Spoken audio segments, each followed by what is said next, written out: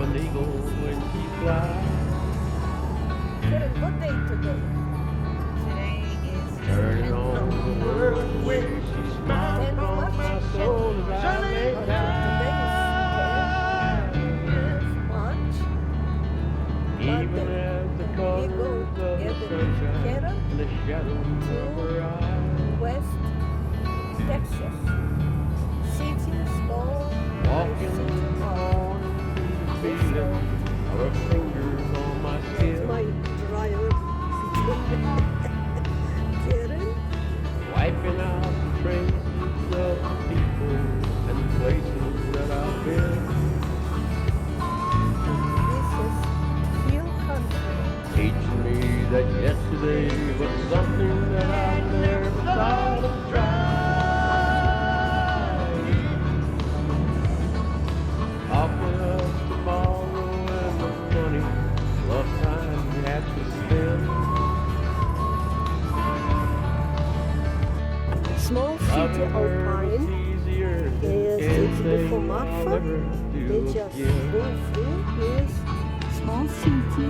They have seen Come and blow together with the feeling that I never know before.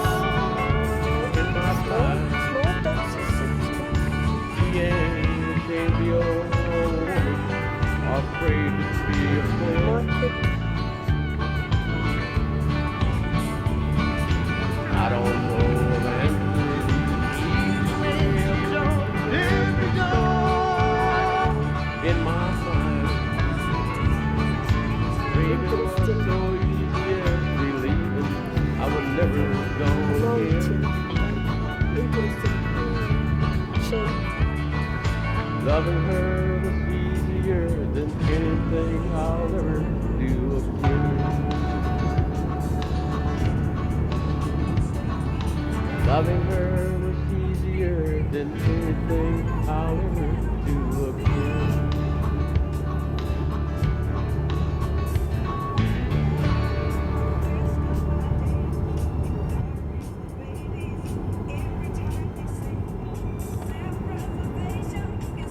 Okay, we're very close to our destination. Oh, you see a small city ahead.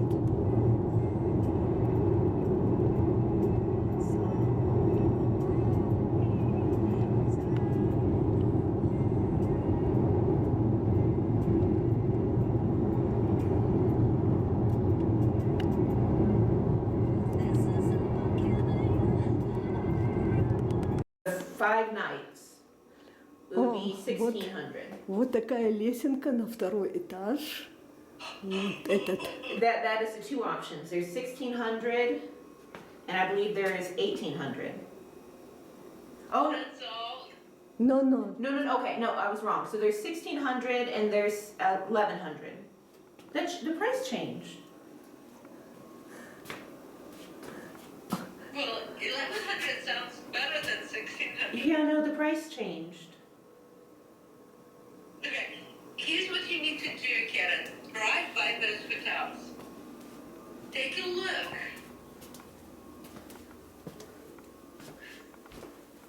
Before you book it. Yeah, let me do that real quick. Toilet and And how much are you going to get back? I'm gonna, other than losing tonight and the service fee, I'll get everything else back.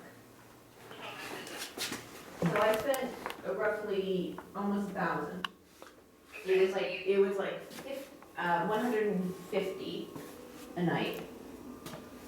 150 a night, okay. So, and you book 5 nights, right? 4. You book 4 nights? Monday night, Tuesday, Wednesday, Thursday. Okay, 4 nights. Yeah. So 4 nights, $600. Mm-hmm. No, But you said you spent 1,000. it was like 900. It came out to like 900 something actually. Okay, there's some other taxes and fees. Yeah. Okay. So, okay. Busika, I love you. Please don't. It's my fear for her too. She doesn't mind the height, but it is a struggle for her to get up there. Кирюнчик. So you might, А это спальня. This is bedroom. Ой. Yeah, I'm gonna do that. okay. What is the name of that hotel? It is called Thunderbird Hotel. Thunderbird, okay. It's like a. Let me see. А сегодня вторник, 12 марта, и мы переехали вот в этот отель еще вчера вечером, потому что там, где Кэрен заказала, останавливаться было невозможно. Вот этот отель Сан-Джордж, и тут рядышком вот такие здания. По-моему, там дальше банк. Я сейчас пойду прогуляюсь, посмотрю, что здесь вокруг. Хорошо. Пока. Центр города. Вот еще один отель. Красивое место, спокойное такое. Вот это вот магазинчики маленькие. Вот сувенирный магазин. Я заходила. В нем много камней с близлежащих гор. Ну, пойдем дальше.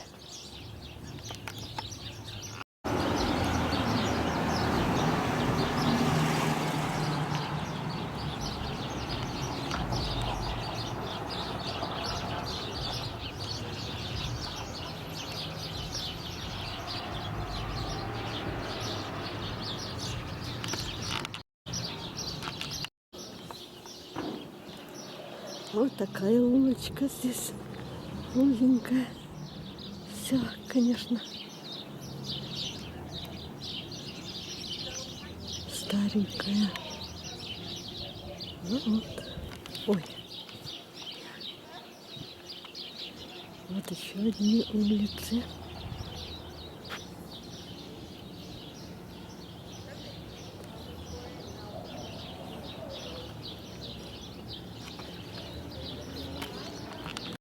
Вот такое интересное здание.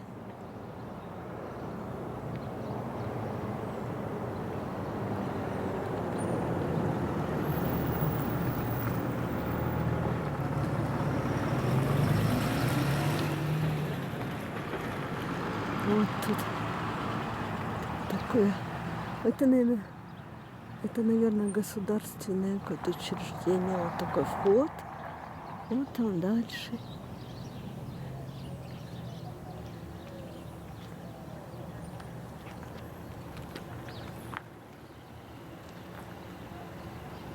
Спокойная, размеренная жизнь.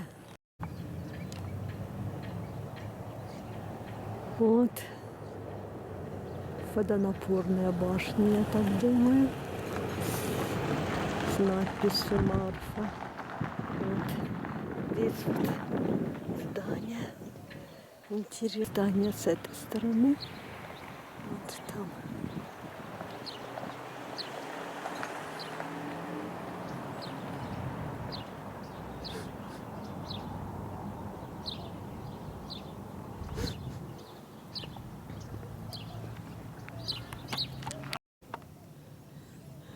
Вот еще интересное здание.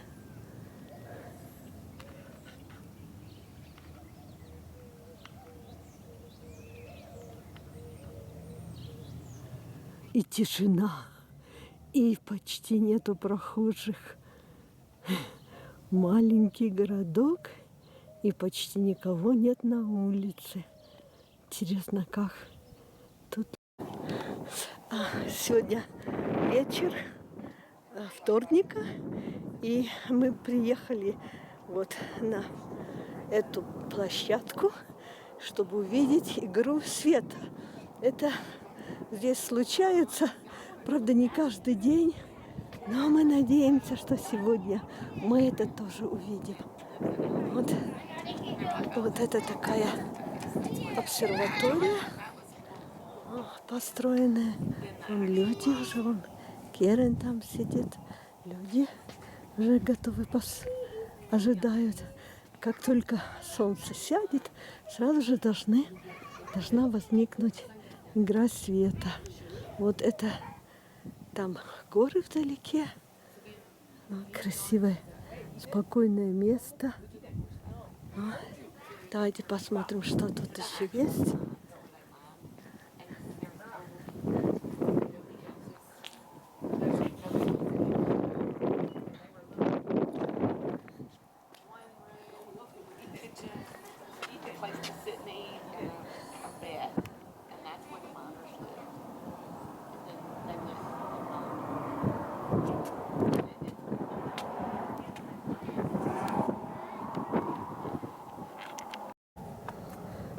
Вот мы тут походим вокруг.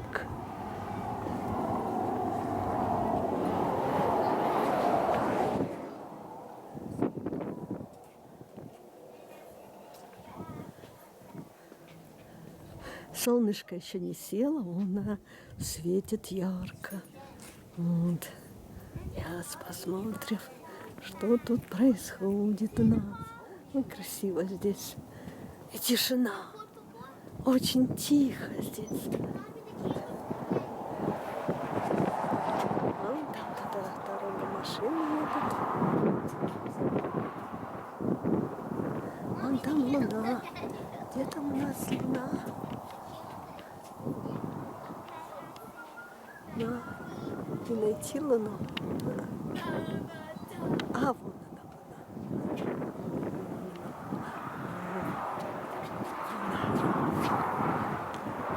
Будет эклипс.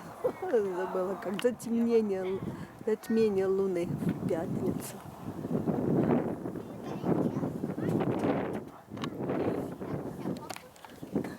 Ждем игру света.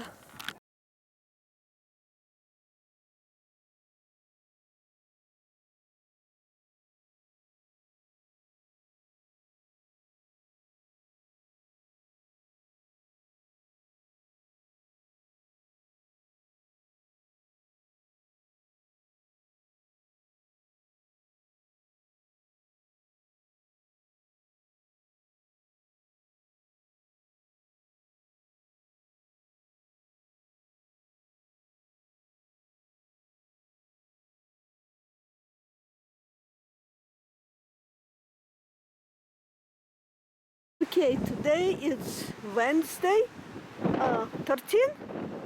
Wednesday 13, and we went to art museum created by David George? John? Judd. David Judd. Okay. Judd. Judd. Very good. Okay, we cannot take. Today it's very windy. It's a lot dusty around us.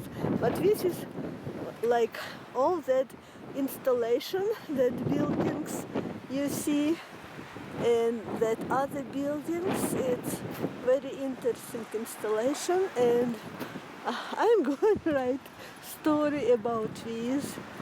And I put my impression, especially I saw that installation. I feel energy in that buildings. Okay. Don't you think you should have called to tell me you were coming down? Oh, you look so out of place on this troubled side of town. It's a place where losers go when they know there's nothing left, and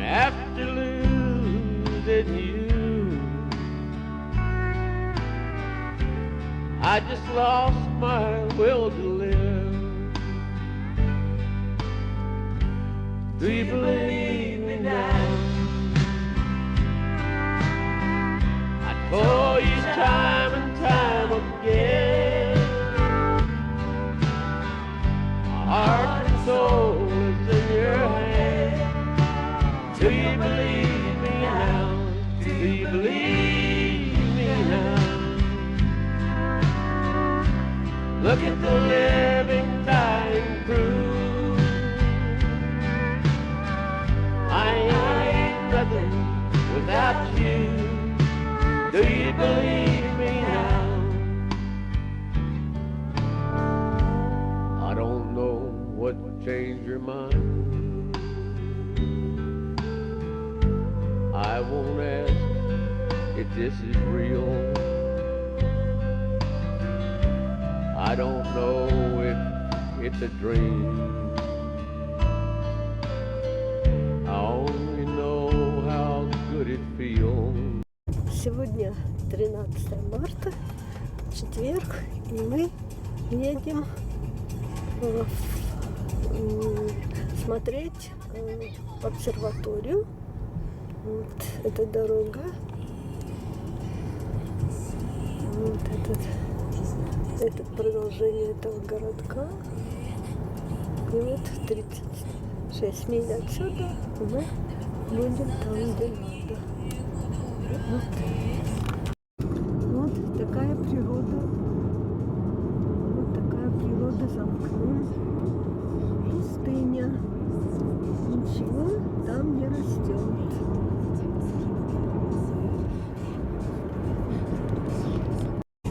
Проезжаем городок Форт Дэвис.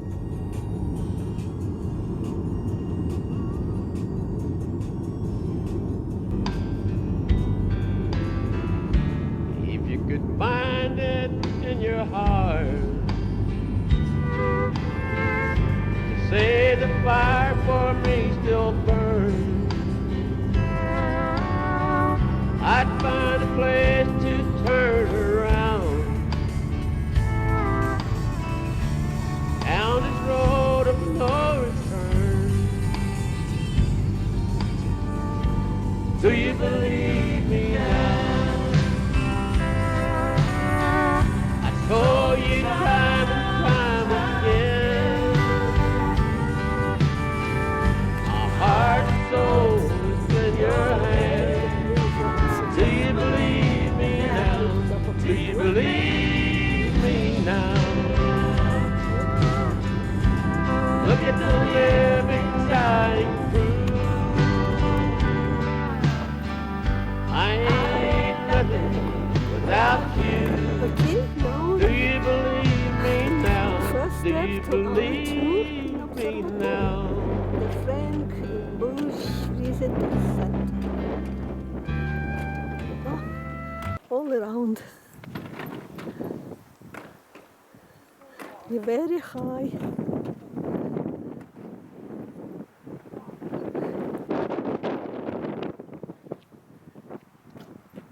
Kirunchik, look at me. Where are you?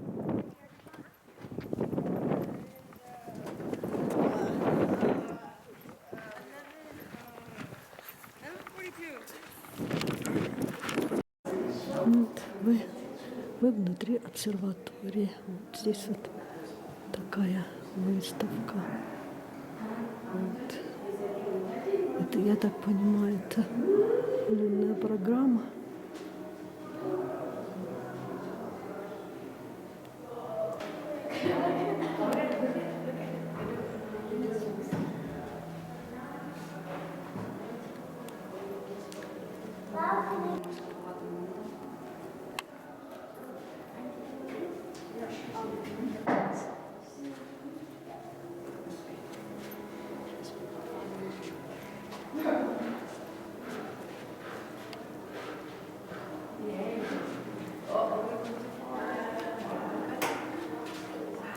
Вот так выглядит обсерватория.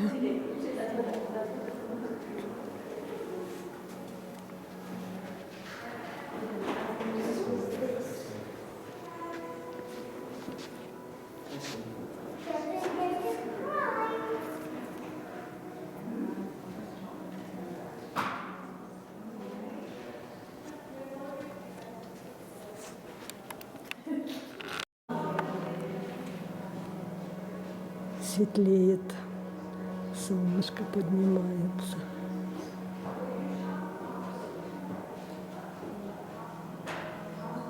Елочки отдельные.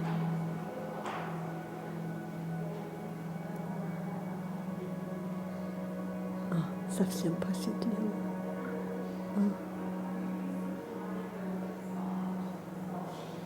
Шарик. Америка.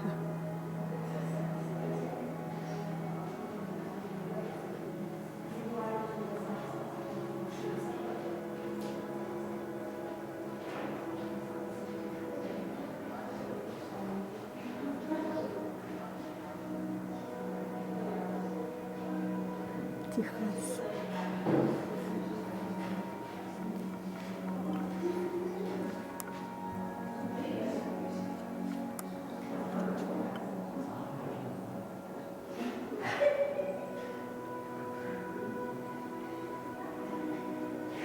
Big Bend National Park.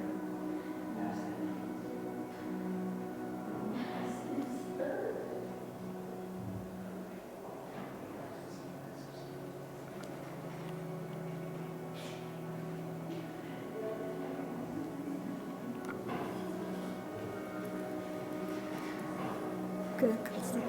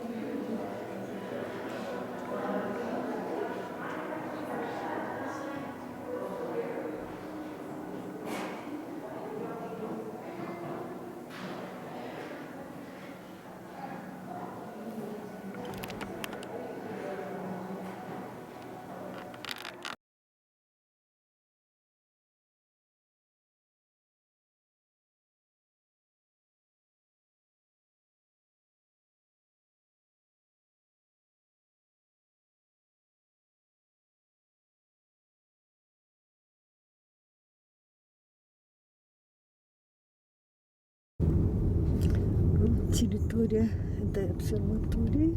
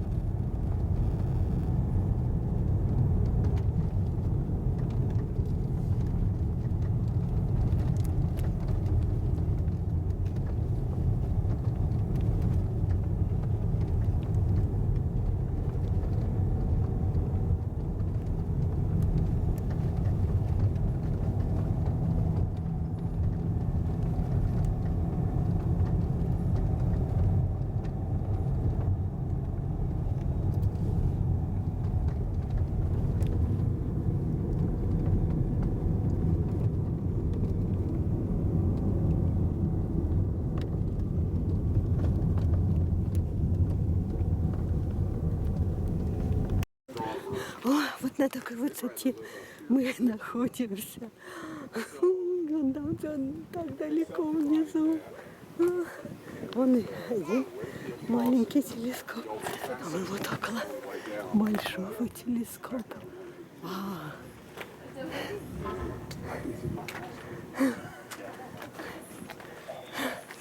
Кирюнчик, how do you feel?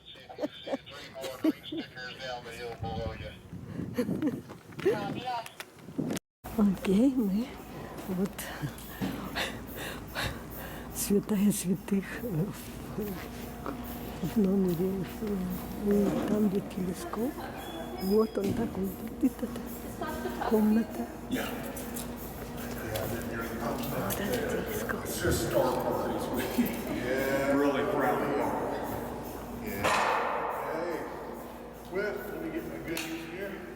All right, well, ladies and gentlemen, first of all, welcome to the observing floor of the 107-inch, the 2.7 meter Harlan Smith reflector that you see here directly above my head. You know, all of our telescopes here in West Texas use mirrors, so we call those mirror designs reflecting designs, and they magnify and they concentrate that starlight into instruments, not an eyepiece like you see here on this small white tube telescope on the side of the telescope. That's a little spotting scope that we used years and years ago in the early days of the operation of this telescope. But since it's computer controlled, it points very accurately and reliably to objects in the night sky. Now, the telescope tube that you see in front of you is actually a hollow steel tube. It's kind of like the model of the telescope that I have here in my hand. Light enters the open front end, way at the top end of that tube assembly. It travels down this hollow 32-foot long, 12-foot diameter steel tube, and when it reaches the back end of the telescope, right here above my hand, that's where we're going to find that 107-inch or 2.7 meter diameter mirror surface. Now, unlike my model mirror, which you see as small and flat, and actually pretty dirty, the front surface of the mirror here above me, made out of Corning fused silica glass, that mirror physically is 12.5 inches thick, or 33 centimeters thick. The mirror weighs 7,800 pounds by itself. So needless to say, I'll be using the model here instead of the real McCoy. But the front surface of that glass has been ground and polished, so it has a concave, what we call a hyperbolic surface. So that smooth glass is reflective, but it's not reflective enough by itself. So we coat the front surface of that polished glass with a very thin layer of pure aluminum. And it's the aluminum coating on the front surface of these glass mirrors that make them reflective. So when starlight strikes that big concave hyperbolic surface, it reflects off the mirror here above me, and 35 feet traveling up this telescope tube. When it reaches the prime focus position, we can place an instrument there. But in this case of this telescope, we do not use that first focus position. Instead, we install a smaller mirror at the top of the telescope tube. It's called the secondary mirror. And that smaller mirror intercepts the starlight, but instead of having a concave surface like the primary mirror, the secondary mirror at the top of the telescope has a convex surface to it, bows outwards towards the primary mirror. And you know what? We actually have 3 different secondary mirrors we can use at that top end position of the telescope. One of them is currently installed on the top of the telescope tube right now, and the other 2 mirrors that we're not using, they're in this big tan and black assembly that you see over your right-hand shoulder. Those are 2 other mirrors that we can use, one at a time, of course, at that top end location. So since we actually have 3 different secondary mirrors that have different sizes and focal lengths, we have 3 locations where starlight can be delivered into an instrument for the astronomer's data gathering process. Now those 3 locations, they're given different names, and they include, first of all, the Cassegrain focus. Then we have the broken Cassegrain, or the Nasmyth focus. And then third, we have something called the Coude focus. So let me talk about these here really quickly. First, at the back end of the telescope tube, where you see my finger sticking through the model of the mirror, you notice there's a hole cut through through the mirror there for my finger to go through. That's called the Cassegrain perforation. That hole cut through that 12.5-inch thick slab of mirror glass here above me. When that piece of glass was taken out, we had it cut in half like a hamburger bun, and we made two 30-inch telescopes out of it. One of those was used for laser ranging for many, many years, and then the other is used for astronomers for a prime focus camera setup that they use for examining very large objects on the night sky. So anyway, so that's where we got two other 30-inch telescopes from. But here, mounted at the back of the telescope, directly above my head, is this gold and silver boxed instrument. It's an infrared spectrograph. Now, spectrographs are our bread and butter instruments that we use for gathering information about astronomical objects for astronomers' research projects. You can think of a spectrograph as like a prism, that when it's attached to a telescope, the light that goes through that prism is going to break down into that rainbow or spectrum of light. And then when we photograph it, information such as temperature, chemical composition, radial velocity, in other words, its motion properties through the Doppler effect, those things can be determined by using a spectrograph. But not all spectrographs are created equally. And in fact, the one here directly above me that we call IGRINS, and IGRINS is an acronym that stands for the Imaging Prism Infrared Spectrograph. That instrument here above me is a spectrograph that works in the infrared. Now, you probably associate infrared energy with heat, okay? But heat is actually the nemesis of this instrument. If we're looking at objects out there in space and we want to detect the heat signatures of these objects, one of the things we have to have our instrument is actually colder than what we're trying to detect. Because if your instrument is 100 degrees and you're trying to detect something that's 30 degrees, in other words, you're never going to make that because your instrument is too hot to see those objects. So this instrument here above me is cooled with liquid helium, which is only a few degrees above absolute zero. So this is a super cold, super chilled instrument. And so all of these kind of stainless cables that you see coming out there are feeding cold liquid helium into this instrument to keep the instrument colder than what it's trying to detect out there in space. So infrared spectrograph, or just a spectrograph in general, are the bread and butter instruments that are used by astronomers. So that instrument here above me is the one that astronomers will be using tonight. But that's not the Cassegrain focus of the telescope. But there are two other locations where we can place instruments. On the side of the telescope tube, actually punched at 90-degree intervals around the entire margin of the telescope tube, are portholes. Now, one of those portholes here above me on the side of the telescope tube has a big box attached to the side of it. That's actually an air filter housing. You know, it's kind of cold in this room right now. We keep the building air conditioned so that the temperature of this room, where the telescope is kept at nighttime temperatures. So in the summer months, it's much warmer, and in winter months, it can be brutally cold. I've done tours on this floor when it was barely 20 degrees Fahrenheit. And I'll tell you what, folks, on those Donner Party tours, only a few have survived. So, you remember your history, good for you. So, depending upon what the temperature is expected to be tonight, we keep the air conditioning on so that the temperature will be approximately of the same temperature as we expect the outside air to be when we open the dome at nighttime. So we don't open the dome during the day because that's going to change the temperature setting in here and potentially ruin the first hour or two of the observer's early evening viewing. So, anyway, on the side of the telescope, here, directly above my head, there is a porthole on the side of the telescope facing the floor here behind me. And that porthole, which we can uncover and bolt an instrument, which is underneath the white canvas curtain on the blue carriage stage over there. That's another spectrograph that we call the George and Cynthia Mitchell spectrograph. It's actually a fiber optic spectrograph.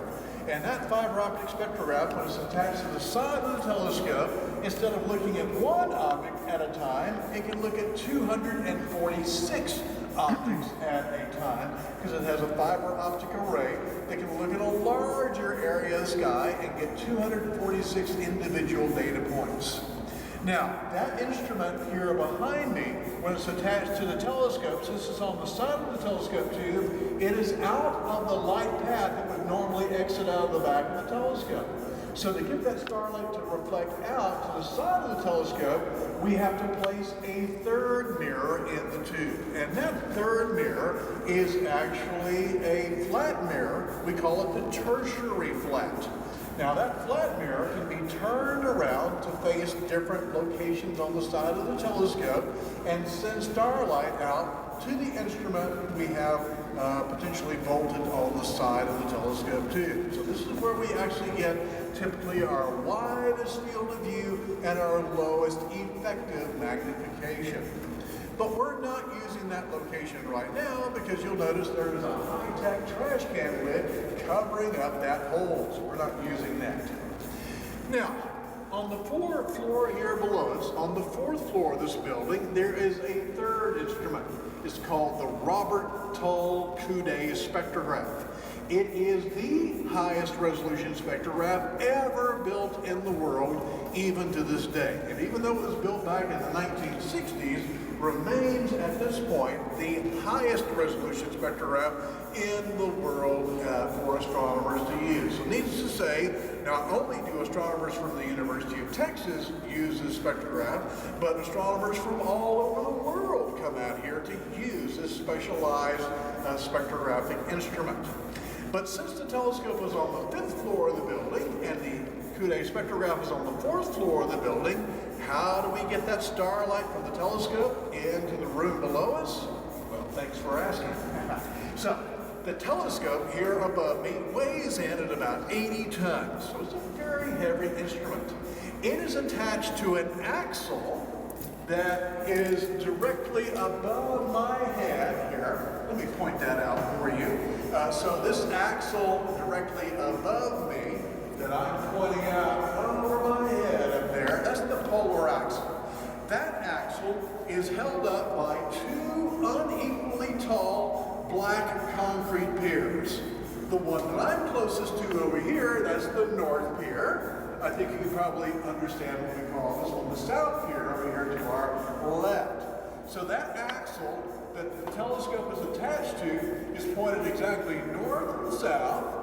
And as the Earth is turning on its axis of rotation, it's turning from west, which is behind me, to east, which is behind you. So as the Earth is turning under the sky, we turn the polar axle that's exactly parallel to the Earth's axis of rotation at the same rate, but in the opposite direction to remove the effects of the Earth's rotation and the apparent motion of the stars from east to west over our head. So, do you want me to move the telescope for you now?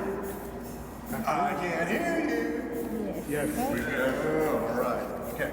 So, let me move the telescope first to the north. So, moving the telescope to the north is what we refer to as moving it in declination. That's celestial latitude, by the way, for those of you not familiar with the terminology. So, as I'm pivoting the telescope on the side of the polar axle, I'm moving 80 tons of telescope. But it's very carefully balanced to the point that it actually only requires about a 1.5 horsepower motor to move it. So that's not too bad. Now, since the telescope is on the east side of the polar axle, I need a balance. I need a counterweight. So this big assembly that you see over here on the far right side, that appendage over there, is an 80-ton counterweight. And that counterweight balances the telescope out so that at the top of the North Pier here above me, that 1.5 horsepower motor makes moving the telescope off to the west, which I'm doing for you right now, very, very easy. So if everything is really balanced correctly, it doesn't take much of a motor to move an incredibly heavy weight. All right, so as I lift the telescope upwards, you can see the counterweight over here coming down towards the ground, and you can now see the polar axle is simply showing up very nicely in front of you. Now, as I have moved the telescope, and you can now see the polar axle, we can send starlight off of that third mirror inside the telescope tube, redirect that mirror around, and send starlight into that hollow axle here in front of you, the polar axle. Now, in that polar axle, right in here, there's another flat mirror. It's a fourth mirror that we call the quaternary flat. And when that starlight comes off the tertiary flat, strikes that inclined mirror there, it sends that light down that hollow axle shaft.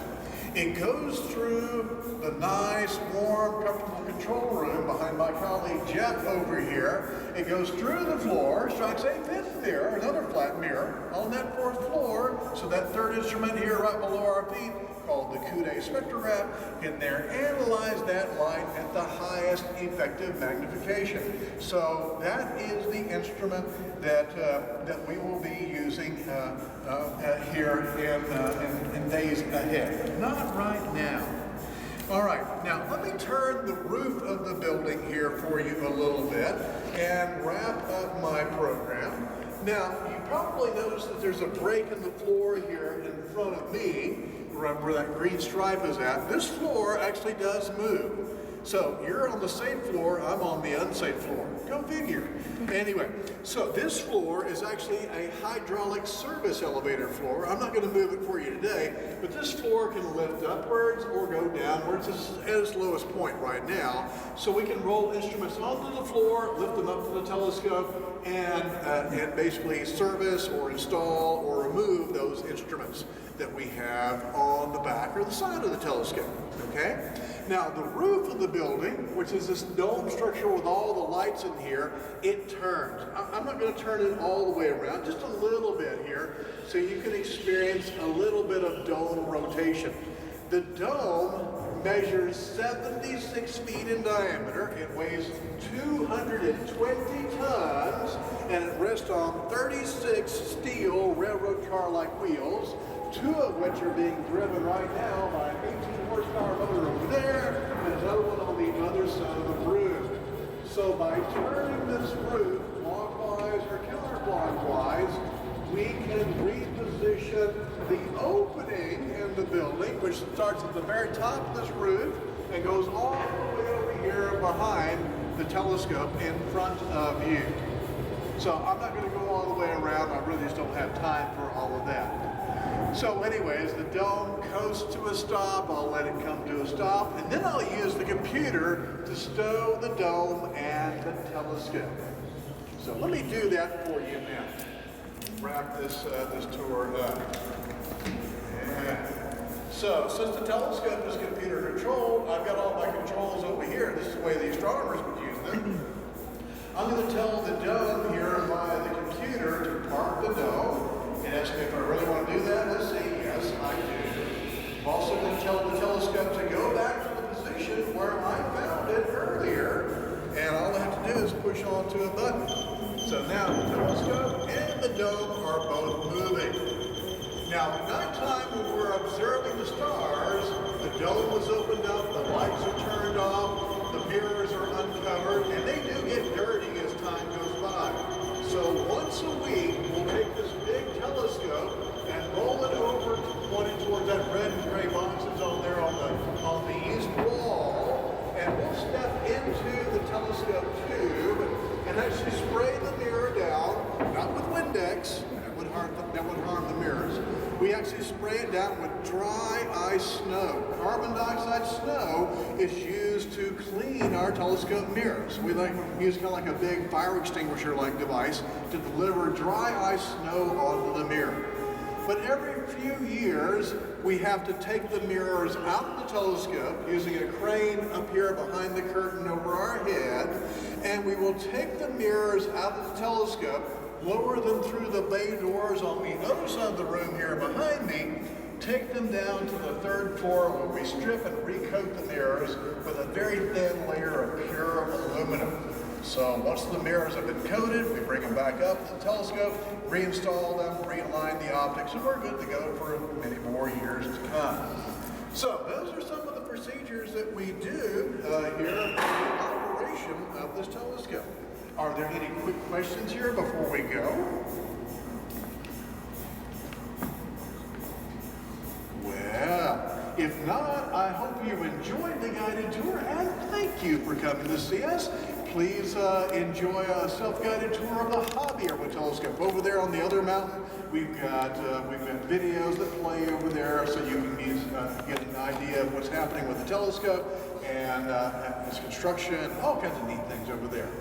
Thank you so much. If you came with me on the shuttle bus, we're going to go back to the bus, and when you get down to the bottom of the stairs, we'll exit out the building, turn to your left. That will head you back to your cars if you drove up. If you're with me in the bus, meet me at the bus, and I'll take you back down to the visitor center. Thank you so much. And if you need... Вот еще один телескоп, который очень хорошо видно.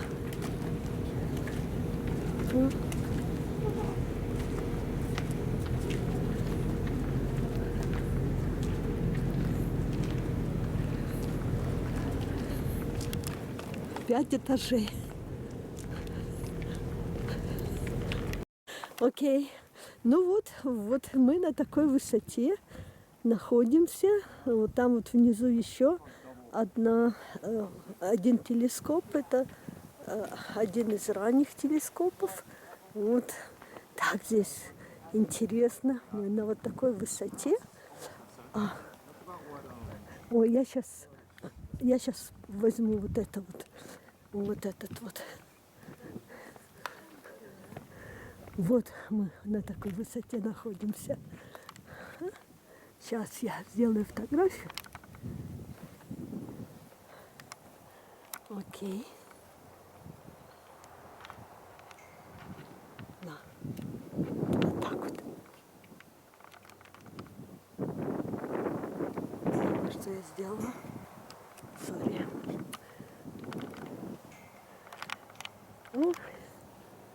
Все.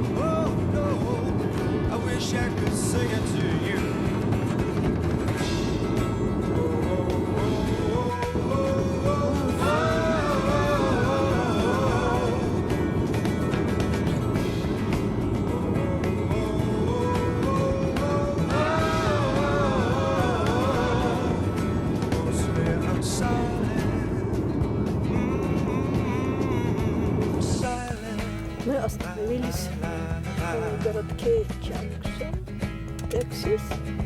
И вот на этой заброшке тут куча машин, как и в прошлый раз.